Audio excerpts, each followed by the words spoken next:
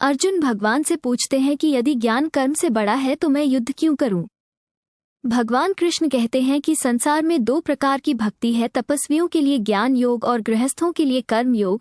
कुछ लोग ज्ञान से आत्मा को प्राप्त करते हैं तो कुछ कर्म से ईश्वर को। कर्म किए बिना कोई नहीं रह सकता, न चाहते हुए भी कर्म करना पड़ता है, क्योंकि सभी जीव अपने स्वभाव के अनुसार कर्म करने के लिए बाध्य हैं।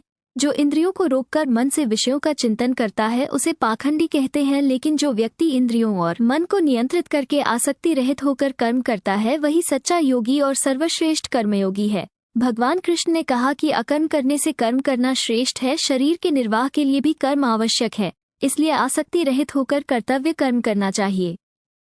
जो कर्म यज्ञ के लिए नहीं किए जाते वे कर्म बंधन उत्पन्न करते हैं, इसलिए अर्जुन को सभी कर्मों को यज्ञ रूपी भगवान को अर्पित करके करना चाहिए ताकि बंधन से मुक्त हो सके। भगवान कृष्ण ने कहा कि सृष्टि के आरंभ में प्रजापति ब्रह्मा ने यज्ञ से मनुष्यों की रचना की और कहा कि यज्ञ के माध्यम से वे सकौम कर्म करेंगे और समृद्धि प्राप्त करेंगे। ये यज्ञ सभी जीवों के कल्याण के लिए था।